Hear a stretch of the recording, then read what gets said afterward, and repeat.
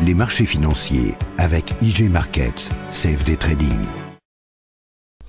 Bonjour, c'est Gilles du site boursicoté.com. Voici l'analyse technique du CAC 40 pour la journée du jeudi 3 mai 2012. Avec aujourd'hui, encore une fois, une séance plutôt baissière, puisqu'après une ouverture pourtant en hausse à 3242,45, nous avons marqué un plus haut à 3273,72, avant de rechuter et de marquer un point bas à 3207,54 pour terminer en clôture à 3223,36 points. Le CAC 40 ne perd que 0,09% sur cette séance, presque 3 points perdus par rapport au cours de clôture. Donc un scénario qui nous joue un petit peu le bis repetita, puisque nous avons une ouverture en hausse, comme c'est souvent le cas dernièrement. On vient marquer un point haut et puis ensuite les cours chutent et reviennent clôturer proche de leur point bas. Donc d'un point de vue chartiste, on reste toujours sur la même configuration, avec ici ce rebond technique qui, malgré une cassure ici de la résistance baissière, cette première résistance mais qui n'était définie que par 2 points, vient ici plafonner. Nous allons voir que les indicateurs vont un peu dans ce sens, et avec toujours des cours qui redescendent ici proche des mêmes niveaux de clôture, donc que nous avons depuis maintenant 3 séances. Du point de vue du RSI, pas grand chose à dire, on est quasiment en zone neutre. Le stochastique est en train de réduire la dynamique de son signal haussier, donc on aura certainement une invalidation qui sera constatée suite à la clôture de demain. Au niveau du MACD, on est toujours sur une dynamique haussière, vous voyez, avec ces histogrammes qui continuent à croître, et donc du point de vue de ce MACD, nous sommes toujours ici dans une phase haussière. Alors une chose qui est importante quand même lorsque l'on analyse et qu'il faut toujours se garder à l'esprit, c'est que l'indicateur ne voit que le cours de clôture, puisqu'il est calculé sur le cours de clôture. Enfin, les indicateurs qui sont utilisés dans ces analyses, parce qu'un indicateur, on le règle comme on veut, on peut très bien le régler sur un cours moyen ou autre. Donc l'indicateur ne voit ni les points bas ni les points hauts, il ne voit que les cours de clôture. Et vous voyez qu'au niveau des cours de clôture, on est venu ici, on est venu quasiment stable, on est venu monter. Là, on a une petite baisse, mais depuis, c'est relativement stable. Donc, il ne voit pas toute la couleur des bougies, etc. Donc, il ne faut pas lui donner non plus d'importance que ce qu'il en a. Lui, il ne voit que les cours de clôture, il ne voit pas que après cette forte hausse comme ça, nous sommes redescendus. Donc c'est pour ça que les indicateurs sont là pour nous montrer des choses, faire ressortir des configurations techniques, mais qu'il faut quand même compléter la vision de ces indicateurs par une vision chartiste, et donc c'est un peu le travail de l'analyste, et donc compléter avec des éléments qui sont plus visuels et qui rentrent en ligne de compte, donc pour avoir une analyse complète. Donc voilà, fermeture de cette petite parenthèse. Alors, au niveau du MACD, on est toujours sur une phase de rebond, même si ce n'est qu'un rebond technique, puisqu'on n'est toujours pas ici venu casser cette zone de point haut que je vous indiquais hier comme étant assez critique, à 3292. Nous n'avons même pas, nous sommes à peine rapprochés ici des 3284 qui correspondaient à cette résistance baissière. Donc cette résistance sera située demain.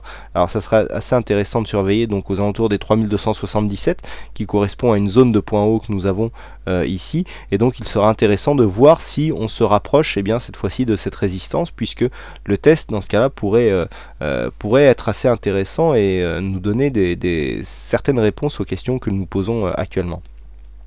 Donc au niveau des volumes, alors on est toujours sur un affaiblissement des volumes, que ce soit sur des séances haussières ou baissières, puisque vous voyez, nous avons ici nous avons ici un affaiblissement qui est constant. Bon, on ne parle pas ici de cette séance du 30 avril qui était très peu bon, c'était un pont, c'était un lundi, donc entre un dimanche et un jour férié. Cette séance ici qui a manqué de volume, puisque beaucoup d'investisseurs étaient en vacances. Mais vous voyez qu'on a une progression depuis même cette séance ici du 25, où nous sommes en constante baisse aussi au niveau des volumes. Et lorsque l'on replace cela dans l'évolution chartiste, on voit que on a eu un rebond ici, et que donc les volumes baissent au fur et à mesure ici qu'on stagne. Donc c'est un essoufflement ici de cette phase haussière à laquelle nous sommes en train d'assister, et c'est ce qui explique mon orientation plutôt baissière suite à l'analyse d'hier. Donc au niveau de la volatilité, quasiment stable, puisque nous avons depuis 3 jours quasiment la même volatilité. Donc pour replacer un petit peu tout ça. Alors on a toujours cette évolution ici avec des bougies qui ont du mal à venir de marquer des nouveaux plus hauts.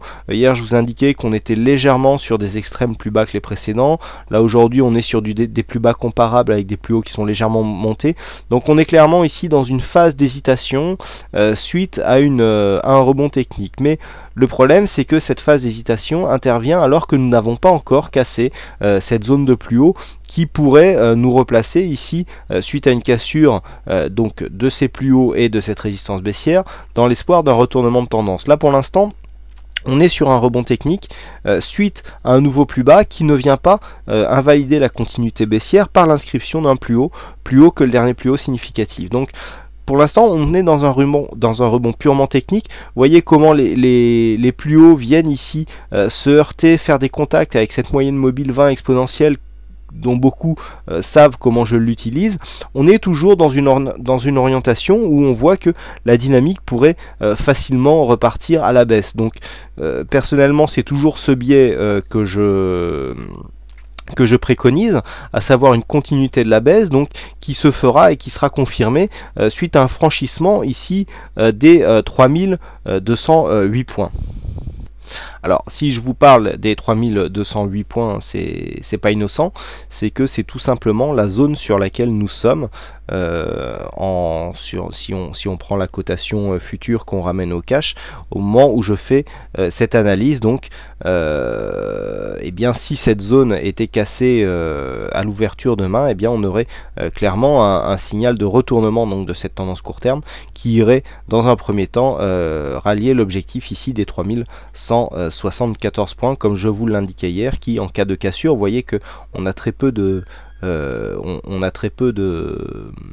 cotations ici qui viennent sur cette zone, et donc si on venait à casser ici cette zone des 3174, et bien nous donnerait comme objectif suivant ici la zone des 3128 points.